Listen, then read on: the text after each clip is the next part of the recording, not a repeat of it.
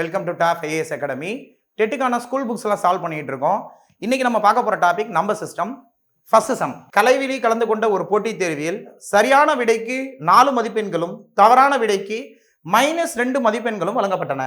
அவள் அனைத்து வினாக்களுக்கும் விடையளித்தாள். அவற்றுள் 10 சரியான விடைகள் இருந்த போதிலும் அவளால் 20 மதிப்பெண்கள் மட்டுமே பெற முடிந்தது எனில் அவள் எழுதிய தவறான விடைகள் எத்தனை? கரெக்டாக எழுதியிருக்கிற கொஸ்டின் பார்த்தீங்கன்னா 10 சரியான விடைகள் இருந்த போதிலும் 20 மார்க் தான் ஸ்கோர் பண்ணியிருக்கிறாங்க கலைவிழி. ஸோ எத்தனை தவறான விடைகள் அட்டன் பண்ணியிருக்காங்கன்னு கேட்குறாங்க. ரொம்ப நார்மலான கொஸ்டின் தான். ஸோ இப்போ ஆக்சுவலாக அவங்க டோட்டல் ஸ்கோர் பண்ணது எவ்வளோ அப்படின்னு கேட்டிங்கன்னா 20. அதில் கரெக்டான கொஸ்டினுக்கு மட்டும் எவ்வளோ மார்க் கொடுப்பாங்களாம்? 4. ராங்கா ஆன்சர் பண்ணியிருந்தாங்கன்னா -2. அப்போ ஒரு உதாரணத்துக்கு ஒரு கொஸ்டின் ரைட் ஆனால் 4 மார்க், ஒரு கொஸ்டின் தப்பானா 2 மார்க்கை மைனஸ் பண்ணிடுவாங்க.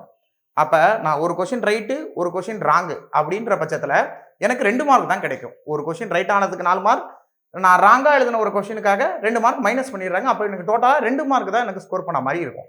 இப்போ எனக்கு மொத்தமாக எத்தனை மார்க் கிடைச்சிருக்கு அப்படின்னு கேட்டால் டோட்டல் ஸ்கோர்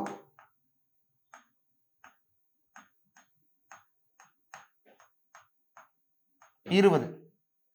அதில் அந்த கலைவிழிங்கிறவங்க எத்தனை கொஸ்டின் கரெக்டாக எழுதியிருக்காங்கன்னா 10 கொஸ்டின் எழுதியிருக்கிறாங்க.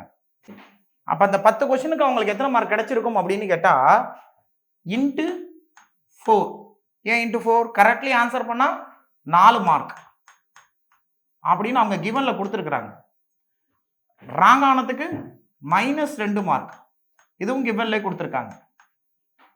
அப்போ 10 கொஸ்டினுக்கு அவங்க எத்தனை மார்க் ஸ்கோர் பண்ணியிருப்பாங்க அப்படின்னா 40 மார்க் ஸ்கோர் பண்ணியிருப்பாங்க. பட் 40 மார்க் எடுத்திருக்கிற கலைவிழி டோட்டலாக எல்லாத்தையும் இந்த கரெக்ட்லி கொஸ்டின் ராங்லி கொஸ்டின் ரெண்டுத்தையும் சேர்க்கிறப்ப பார்த்தீங்கன்னா 20 மார்க் தான் கடைசியில் அவங்க வந்திருக்கு அப்படின்றப்ப அப்போ மார்க் நெகட்டிவ் ஆயிருக்கு. எவ்வளோ மார்க் குறைஞ்சிருக்கு? 20 மார்க் குறைஞ்சிருக்கு. ஒரு கொஸ்டின் தப்பானா 2 மார்க் மைனஸ் பண்ணுறாங்க, ஒரு கொஸ்டின் தப்பானா 2 மார்க் மைனஸ் பண்ணுறாங்க. அப்போ எத்தனை கொஸ்டின் அவங்க தப்பு பண்ணியிருக்க கூடும் அப்படிங்கிறத இப்போ நம்ம பார்க்க போகிறோம். இப்போ 40 மார்க்கில் 20 மார்க் தான் வந்திருக்குது. அவங்களுக்கு எத்தனை மார்க் வந்திருக்குன்னா 20 மார்க் வந்திருக்குது. அப்போ எத்தனை கொஸ்டின் தப்பாக இருப்பாங்கன்னு பார்க்குறப்ப ஒரு கொஸ்டினுக்கு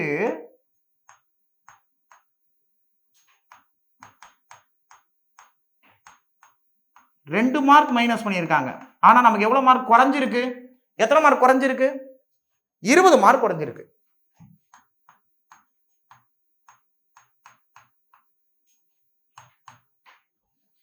ரெண்டை எதால பெருக்குனா 20? நேர் விகித மாறல், டைரக்ட்லி ப்ரொபோர்ஷனல். ரெண்டை எதால பெருக்கி இருக்கிறாங்க? 10ஆல பெருக்கி இருக்காங்க. அப்ப இதையும் எதால பெருக்கணும்? 10ஆல பெருக்கணும்.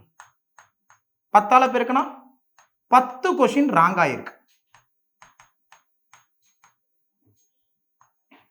அவங்க கேள்வி கேட்டதே என்னன்னு கேட்டீங்கன்னா எத்தனை அவர் எழுதிய தவறான விடைகள் எத்தனை? தவறான விடைகள் எத்தனைன்னு கேட்டா 10 கொஸ்டின் தவறா எழுதியிருக்கிறாங்க. செகண்ட் கொஸ்டின், வணிகர் ஒருவர் தனது பழைய இருப்பில் இருந்து ஒரு நோட்டு புத்தகத்தை விற்பதன் மூலம் 5 ரூபாய் லாபமும் ஒரு பேனாவை விற்பதன் மூலம் 2 ரூபாய் நட்டமும் அடைகிறார். 20 புத்தகங்களை விற்ற ஒரு குறிப்பிட்ட நாளில் அவருக்கு லாப நட்டம் ஏதுமின்றி இருந்தார் எனில் அன்று அவர் விற்பனை செய்த பேனாக்களின் எண்ணிக்கையை காண்க. இங்கிலீஷ்லயும் கொஸ்டின் படிச்சுக்கலாம். Shopkeeper earns a profit of 5 rupees by selling 1 notebook, incurs the loss of 2 rupees per pen while selling his old stock in a particular day, earns neither profit nor loss. அப்ப என்ன அர்த்தம்? அவருக்கு லாபமும் இல்லை நஷ்டமும் இல்லை. If he sold 20 notebooks, how many pens did he sell? எத்தனை பேனா வச்சிருப்பாரு அப்படின்னு கேட்குறாங்க. ஸோ அப்போ இந்த கொஸ்டின்ல எல்லாத்தையுமே கிளாரிட்டியா கொடுத்துருக்குறாங்க.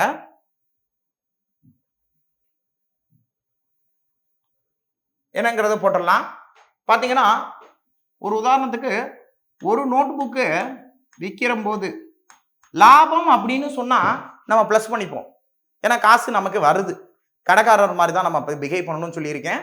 அப்ப லாபம் அப்படின்னா காசு நமக்கு வர்றதுனால பிளஸ், நஷ்டம் அப்படின்னா நம்ம காசு செலவாயிடுச்சு. விச் மீன்ஸ் நமக்கு போட்ட காசை எடுக்க முடியல. நம்மன்னு சொல்லக்கூடாது, கடைக்காரர். கடைக்காரர் போட்ட காசு எடுக்க முடியாதப்ப அது பேர் நஷ்டம்னு சொல்லி நம்ம அடையாளப்படுத்துறோம். அப்ப இங்க நஷ்டம்னு வரும்போது நான் மைனஸ்னு போட்டுக்கிறேன். லாபம்னு வந்தா பிளஸ்னு போட்டுக்கிறோம். லாபம் அப்படின்னு வந்தா ப்ராஃபிட் அப்படின்னு வந்தாலே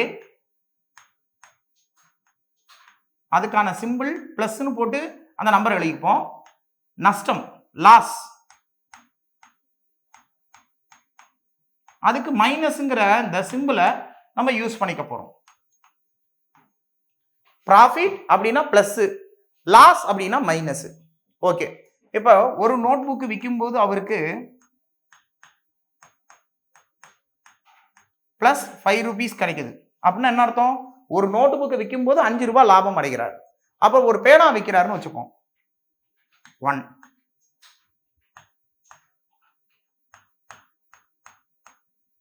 ஒரு பெண்ணை சேல் பண்ணும்போது அவருக்கு 2 ரூபாய் நஷ்டம்.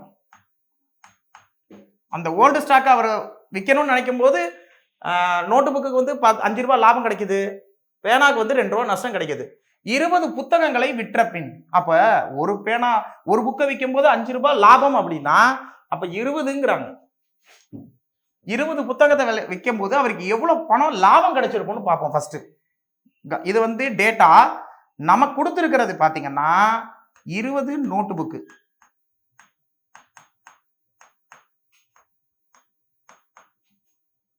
பாருங்க, 1 20 அப்படின்னா 20ஆல பெருக்கி இருக்காங்க.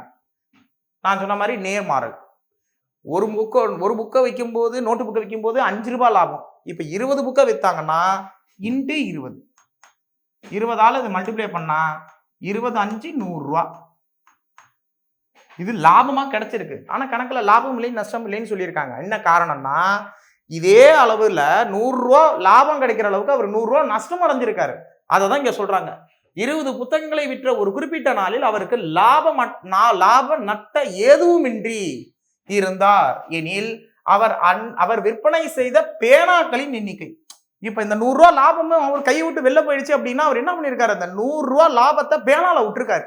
இப்ப ஒரு பேனாவை நல்லா புரிஞ்சுக்கோங்க. இப்ப இது கிடைச்சது. ஒரு பேனால எவ்வளவு நஷ்டமாயிருக்கணும்? 2 ரூபாய்.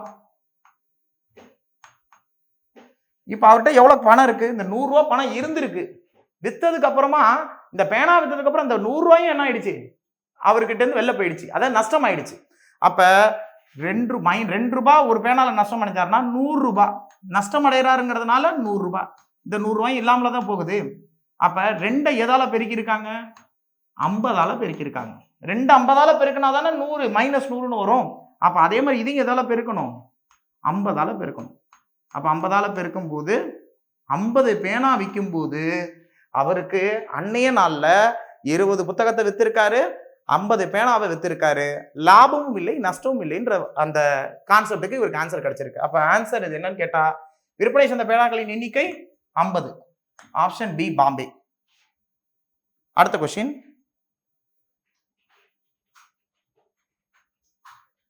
எண்ணுடன் 2ஐ கூட்டுங்கள். எண்ணுடன் அப்படின்னா நம்பர், ஏதோ ஒரு நம்பர் இருக்கு.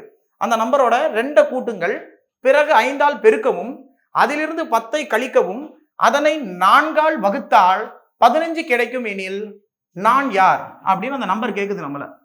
சோ அது இங்கிலீஷ்லயும் படிச்சிடலாம். add 2 to me, then multiply by 5 and subtract to 10 and divided now by 4 and I will give you 15.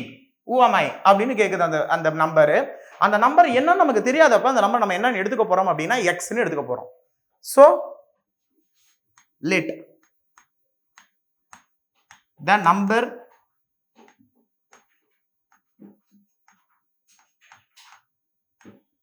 be x. எக்ஸ்ன்னு பேர் சொல்லி அதை எடுத்துக்கிறோம். அந்த எண்ணை எக்ஸ் என்க, அந்த எண்ணை எக்ஸ் என்க. எக்ஸோட 2 கூட்டுங்க.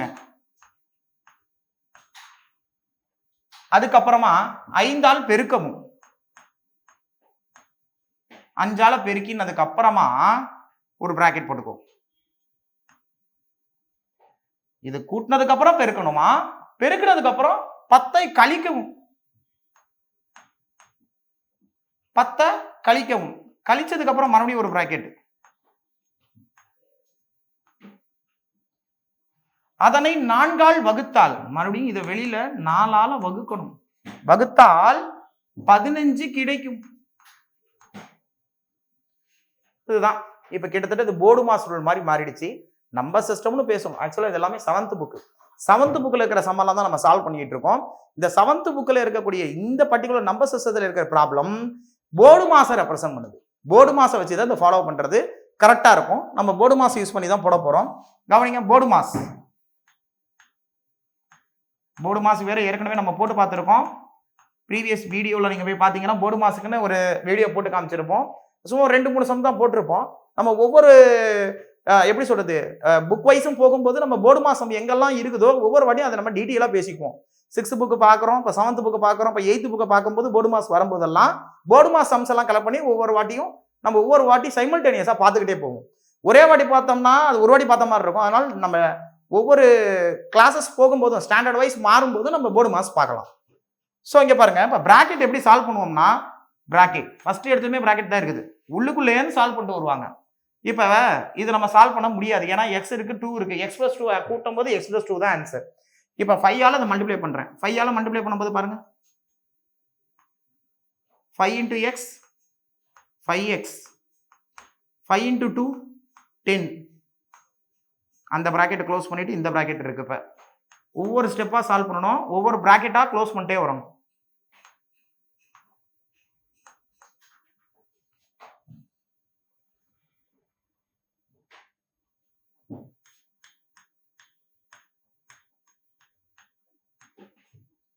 அடுத்தது இது உள்ள கொண்டு போறோம்.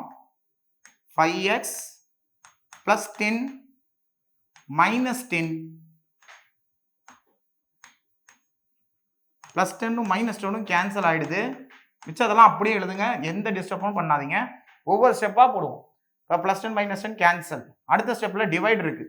டிவைடு இருந்தால் எப்படி எழுதலாம்னா, நல்லா கவனிங்களேன், இங்கே இருக்கிற டிவைடு அந்த பக்கம் போனுச்சுன்னா மல்டிப்ளிகேஷன். ஏன்னா இங்கே டிவைட் பண்ண முடியாது, 5x 4ஆல டிவைட் பண்ண முடியாது.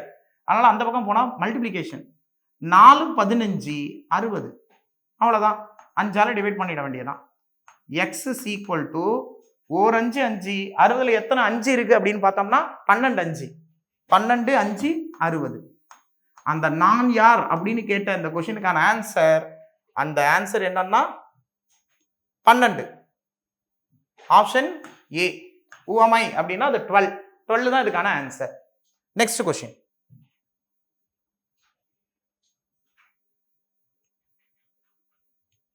Question number 4. காமாட்சி என்னும் பல வணிகர் 30 ஆப்பிளையும் 50 மாதுளைகளையும் விற்கிறார். அவருக்கு ஓர் ஆப்பிள் 8 ரூபாய் லாபமும் 1 மாதுளையால் 5 ரூபாய் நட்டமும் கிடைத்தது எனில் அவரது ஒட்டுமொத்த லாப நட்ட தொகையினை காண்க. பாத்தீங்களா, உயிரெழுத்துக்கு முன்னாடி ஓர் வரும் நம்ம தமிழ்ல படிச்சிருக்கோம். அதெல்லாம் கரெக்டா எழுதியிருக்காங்க நம்ம ஸ்கூல் டெக்ஸ்ட் புக்ல. இதை பாருங்க, மாதுளை, மா அப்படின்னா உயிர்மை எழுத்து, அதுக்கும் ஓ அப்படின்னு கரெக்டா எழுதியிருக்கிறாங்க. ஒவ்வொரு விஷயத்தையும் மைனோட்டை நமக்கு பிரிண்ட் பண்ணி கொடுத்துருக்காங்க. ஸ்கூல் புக் சம் தான் இது. ஸோ இதுல இருக்க ஆன்சர் பார்க்கலாம். 30 ஆப்பிள் விற்கிறப்பையும் 50 மாம்பழத்தையும் விற்கிறப்பையும் அவருக்கு என்ன கண்டிஷன் அப்ளை ஆகுதுன்னா, ஒரு ஆப்பிள்ல 8 ரூபாய் லாபத்தையும் ஒரு மாதுளை 5 ரூபாய் நஷ்டத்தையும் கொடுக்குது. நம்ம இதெல்லாம் எழுதிப்போம். 30 ஆப்பிள்,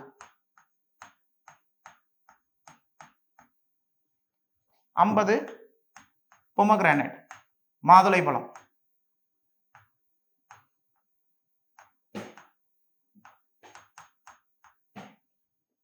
ஸோ இதுதான் அவர் வச்சிருக்காரு அந்த வெண்டார்.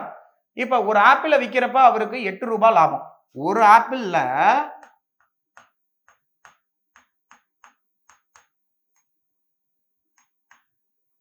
8 ரூபாய் அப்படின்னா 30 ஆப்பிள்ல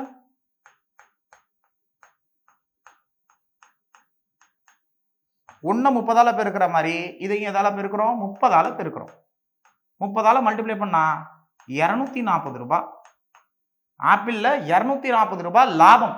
நான் உங்களுக்கு போன சம்ல கூட சொன்னேன், லாபம் ப்ராஃபிட் அப்படின்ற வார்த்தை வரும்போது பிளஸ் அப்படிங்கிற குறியீடையும், லாஸ் அப்படிங்கிற வார்த்தை வரும்போது மைனஸ் அப்படிங்கிற குறியீடையும் பயன்படுத்துறோம். இப்ப 240 ரூபாய் என்ன அப்படின்னா லாபம்.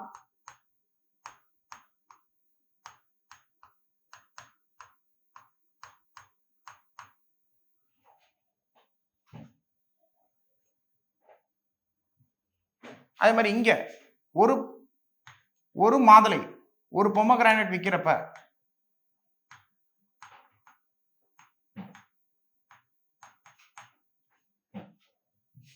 அவருக்கு 5 ரூபாய் நஷ்டம், அவருக்கு 5 ரூபாய் நஷ்டமாயிருக்குது.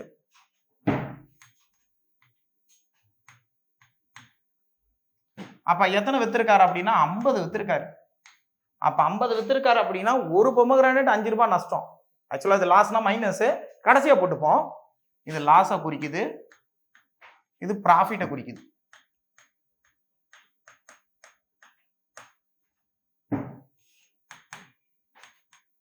ஒன்னு 50ஆல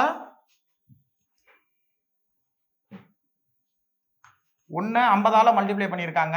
அதே மாதிரி 5ஐயும் 50ஆலேயே மல்டிப்ளை பண்றோம். ஒரு பொமோகிரானேட்டுக்கு 5 ரூபாய் நஷ்டம்னா 50 பொமோகிரானேட்டுக்கு 50 × 5 250 ரூபாய் லாஸ் ஆயிருக்கு. லாஸ் அப்படிங்கறத தனியா எழுதிடுவோம். நஷ்டம்.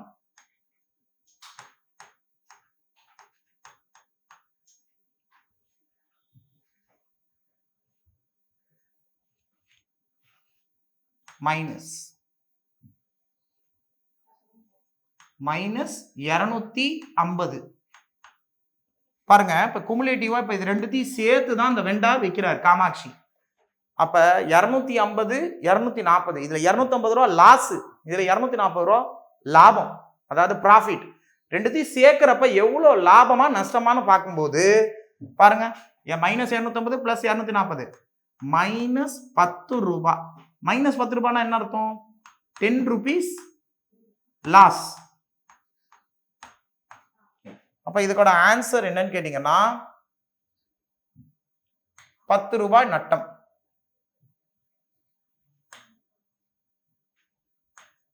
இதுதான் இதோட ஆன்சர். சோ இந்த கொஸ்டின் கிளியரா தெரிஞ்சு வச்சுக்கோங்க. லாப நஷ்டம் மாதிரி தெரியுது, ஆனா நம்பர் சிஸ்டம்னு வந்தா எல்லாத்தையும் கொடுக்குறாங்க. நம்பர் சிஸ்டத்தோட பேசிக்கே பாத்தீங்கன்னா நம்ம படிச்சிருக்கிற எல்லா கான்செப்ட்டுமே நம்பர் சிஸ்டத்துல சொல்லலாம். நம்பர்ஸ் தான் எல்லாத்துலயும் இருக்குது இல்லையா? ஸோ நம்பர் சிஸ்டம்னா not only for natural number, whole number, rational, irrational, அது மட்டுமே கிடையாது. இந்த மாதிரி நம்பர்ஸ் இன்வால்வ் ஆகி வர எல்லா சம்பவமே நம்பர் சிஸ்டம் தான் சொல்றாங்க. அதுல பாத்தீங்கன்னா இப்ப லாப நஷ்டம்னு நம்ம பார்க்க வேண்டிய டாபிக்கை நம்பர் சிஸ்டத்திலேயே நமக்கு கொடுத்துருக்காங்க. அடுத்த கொஸ்டின்,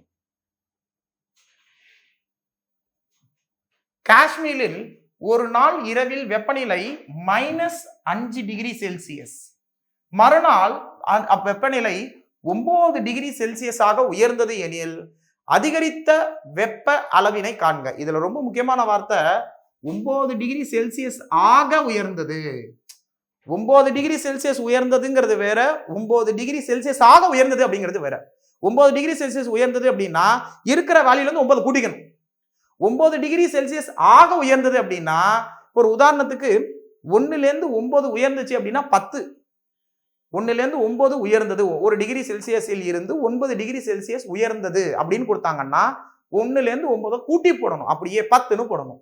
இதுவே 1 டிகிரி செல்சியஸில் இருந்து 9 டிகிரி செல்சியஸ் ஆக, இந்த ஆகங்கிற வார்த்தை ரொம்ப முக்கியம். ஆக உயர்ந்தது அப்படின்னா அது 9 டிகிரி செல்சியஸ் தான் எழுதணும். ரெண்டுத்துக்குள்ள வித்தியாசங்கள் நல்லா புரிஞ்சுக்கோங்க. ஏன்னா இதெல்லாம் கேர்லெஸ் மிஸ்டேக் நம்ம பண்ணிடுவோம். ஸோ அது மாதிரி தான் இங்கேயும் வராமல் இருக்கணுங்கிறது அந்த கொஸ்டின். இந்த வார்த்தையை உங்களுக்கு சொல்லி காமிக்கிறது அந்த கொஸ்டின். ஸோ பார்த்தீங்கன்னா ஸ்கேல் அளவில் பார்த்தீங்கன்னா மைனஸ், இது 0, இங்கே 9ன்னு வச்சுப்போம், +9 டிகிரி செல்சியஸ். காஷ்மீர்ல ஒரு நாள் நைட்டு பார்க்குறப்ப -5 டிகிரி செல்சியஸாக இருந்திருக்கான், மறுநாள் பார்த்தா அது 9 டிகிரி செல்சியஸ்.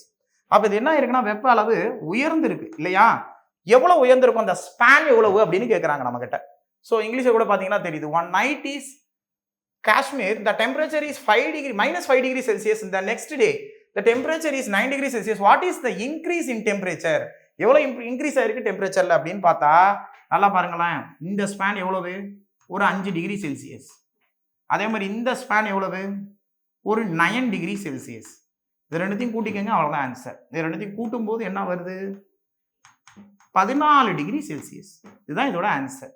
ஸோ இதை கொஸ்டின் வைஸ் பார்க்குறப்ப இது ஒன்றும் பெரிய கொஸ்டின் இல்லைனாலும் உங்ககிட்ட இந்த கொஸ்டின் எடுத்து கொடுத்ததுக்கான முதல் காரணம் என்னன்னா, இந்த ஆகங்கிற வார்த்தைக்கான மீனிங்கை கரெக்டாக நீங்கள் எடுத்துக்கணும். 9 டிகிரி செல்சியஸ் உயர்ந்ததுங்கிறது வேற, 9 டிகிரி செல்சியஸ் ஆக உயர்ந்ததுங்கிறது வேற. 9 டிகிரி செல்சியஸ் உயர்ந்துச்சுன்னா அப்படியே கூட்டிப்பாங்க. ஆக உயர்ந்தது அப்படின்னா அதை அப்படியே வச்சுக்கணும். என்ன வேல்யூலேருந்து 9 டிகிரி செல்சியஸ் ஆயிருக்கு அப்படிங்கிறத நம்ம கால்குலேட் பண்ணது தான் இப்போ இந்த கொஸ்டின் மாதிரி. அதனால ரெண்டுத்துக்குள்ள வித்தியாசத்தை நல்லா தெரிஞ்சுக்கிட்டு கணக்கு புரிஞ்சுக்கோங்க. அடுத்தது உங்களுக்கு ஒர்க் அவுட் ப்ராப்ளம். ஆழ்துளை கிணறு தோண்டும் வேலையாட்கள் ஒரு நாளில் 22 அடிகள் துளையிடுகிறார்கள் எனில் 110 அடிகள் ஆழத்தில் உள்ள நீரோட்டத்தினை அடைய எத்தனை நாட்கள் ஆகும்? ஸோ ஒரு ஆழ்துளை கிணறு நோண்டுறாங்க இல்லையா, நம்ம பார்த்துருப்போம். நிறைய ஆழ்துளை கிணறு நோண்டும் போது இப்பெல்லாம் நம்ம இந்தியாவில் சேஃப்டியே கிடையாது. அப்படி நோன்ற ஆழ்துளை கிணறுல நிறைய குழந்தைங்க விழுகிற மாதிரிலாம் பார்ப்போம். அதே மாதிரி ஒரு கொஸ்டினாவே புக்கில் கொடுத்துருக்காங்க. இது 7th புக்கில் தான் இருக்கு. ஆழ்துளை கிணறு தோண்டும் வேலையாட்கள் ஒரு நாள்ல 22 அடி தோண்டிடுறாங்களாம். அதான் ட்ரில் பண்றாங்க. இங்கிலீஷ்ல கூட ட்ரில்னு எழுதியிருப்பாங்க. ஓகே, ஹிட் எ போல் எழுதியிருக்காங்க. Drill, hit a ball, whatever it is, இதெல்லாம் ஒன்று தான். 22 அடிகள் தொலையிடுகிறார்கள். 110 அடி அப்படின்னா 22ல இருந்து எதை மல்டிப்ளை பண்ணா 110ங்கிறத நீங்க கண்டுபிடிச்சீங்கன்னா போதும். அதான் இதோட ஆன்சர். அதே மாதிரி இது ஒரு நம்ம போட்டோம்ல போர்டு மாஸ்க் கொஸ்டின், அதை ரெஃப்ளெக்ட் பண்ற மாதிரி ஒரு கொஸ்டின். P-ஓட வேல்யூ -15, Q-ஓட வேல்யூ 5. அப்ப P minus Q divided by P plus Q. இதோட ஆன்சர் என்னன்னு எனக்கு கமெண்ட் செக்ஷன்ல கமெண்ட் பண்ணுங்க. தேங்க்யூ.